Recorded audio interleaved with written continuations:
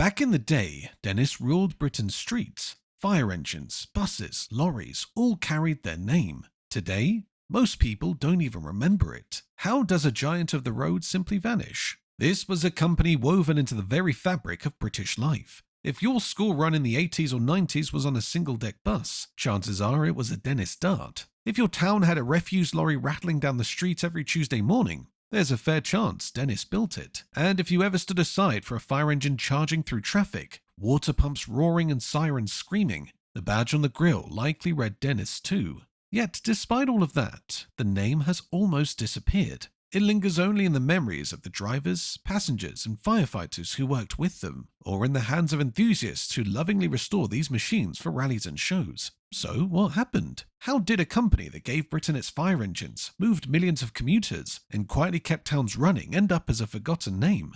Today, we uncover the story of Dennis, Britain's forgotten giants of the road.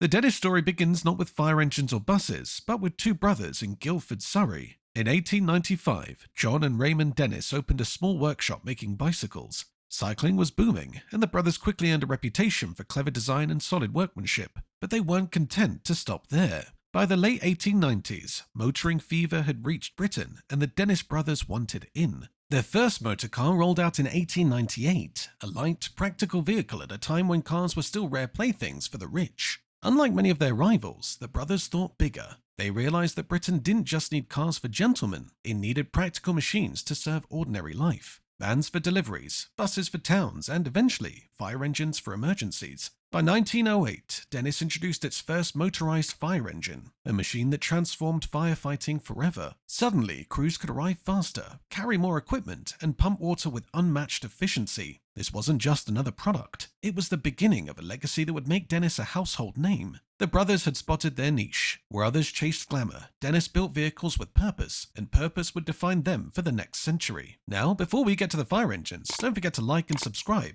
and drop a comment if you've ever seen a Dennis on the road. If Dennis left one unshakable mark on Britain, it was in fire stations. From the early 1900s to the late 1990s, Dennis was synonymous with firefighting. Crews didn't just trust their appliances, they loved them. The 1950s brought the F-12, one of Dennis's finest creations. Tough, reliable, and powerful, it could pump water at rates that left rivals struggling to keep up. Its design was practical yet elegant, and many remained in service long after newer models appeared. Then came the RS and SS series of the 1970s, machines that balanced modern diesel power with improved ergonomics for crews. For firefighters used to cramped, noisy cabs, these models felt like a revelation. By the 1980s and 1990s, Dennis unveiled its Sabre and Rapier appliances. They weren't just functional, they were purpose-built to each brigade's needs, whether rural or urban. Four-wheel drive options meant no fire was too remote, and diesel engines gave them the muscle to carry heavier, more advanced gear.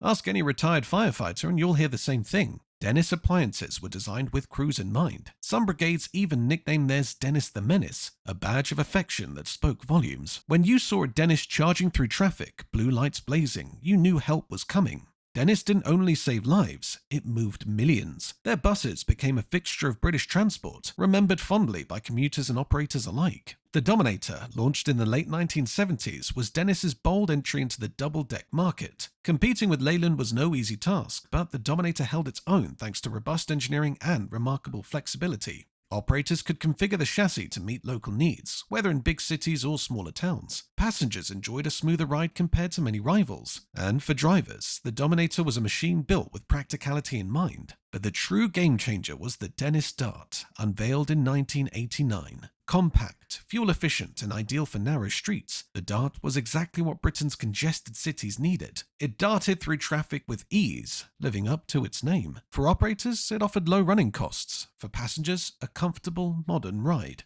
Within a few years, the Dart became one of the most familiar single-deck buses in the country. Even today, preserved Darts and Dominators appear at rallies, drawing smiles from those who remember riding them daily. For many, Dennis buses weren't just vehicles, they were part of everyday life, shaping the way Britain travelled. While fire engines and buses gave Dennis much of their fame, it was the lorries that quietly kept Britain's towns running. Unlike mass producers such as Leyland or Bedford, Dennis never flooded the roads with tens of thousands of identical trucks. Instead, they carved out a niche by specializing in vehicles built for very specific jobs. That focus meant lower volumes, but it also built a reputation for quality and reliability that won them loyal customers across the country. Their biggest impact came in refuse collection. From the 1960s onwards, Dennis became almost inseparable from the weekly bin round. The Pax and later the Delta chassis proved ideal foundations for refuse wagons fitted with compaction bodies, many supplied by their long-term partner Eagle. Councils prized these lorries for their rugged durability, while bin crews valued the straightforward design and surprisingly comfortable cabs,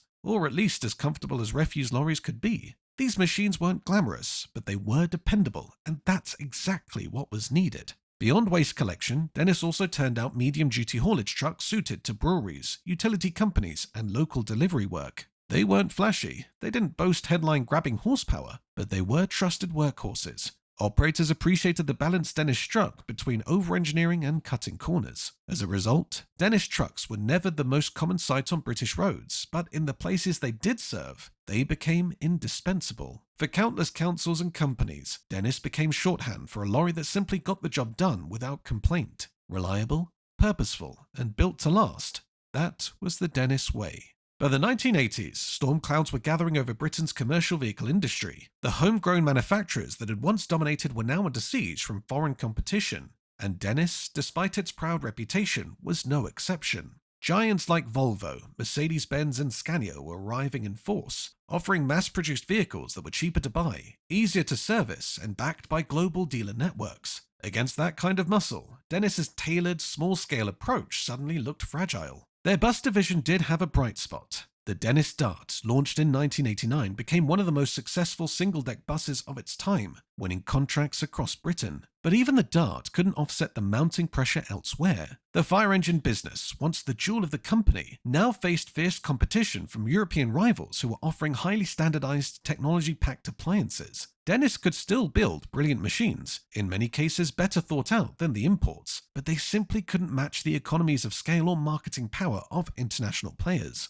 The end came in 1999, when Dennis was absorbed into Mayflower Group and merged with Alexander Bus Builders to form Alexander Dennis. It was a necessary lifeline that ensured some continuity, but it also marked the end of Dennis as an independent brand. For their lorries, especially general haulage models, the writing was already on the wall. By the early 2000s, Dennis had retreated almost entirely from traditional trucking, focusing only on specialist refuse vehicles and a shrinking line of fire appliances. Even then, production numbers dwindled. The once proud badge that had graced fire stations, council yards, and delivery fleets across Britain was being edged out, surviving more in memory than in reality. Today, Dennis serves in a different form. Alexander Dennis Limited, or ADL, continues to build buses, including the modern Enviro range seen across Britain and abroad. But the Dennis name itself has faded from new vehicles, living on mostly in heritage circles. Yet their legacy remains powerful. At vintage rallies, polished Dennis fire engines still turn heads. Bus enthusiasts lovingly restore Darts and Dominators, while local councils occasionally run elderly Dennis refuse lorries as backups. To those who drove them, these vehicles weren't just machines, they were colleagues on the road. The true legacy of Dennis lies in how deeply woven they were into everyday British life. They may not have been the biggest manufacturer, but they built with care, tailoring vehicles to the people who used them.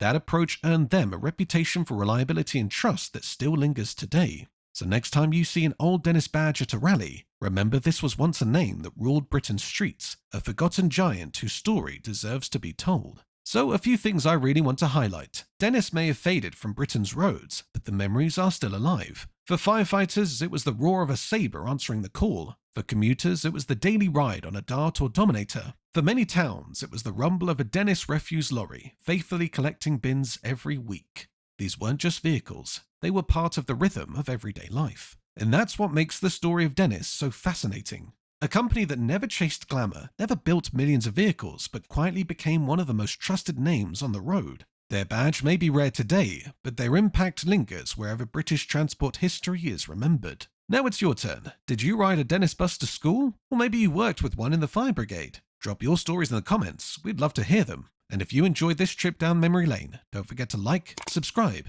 and hit the bell so you never miss more tales of Britain's forgotten giants.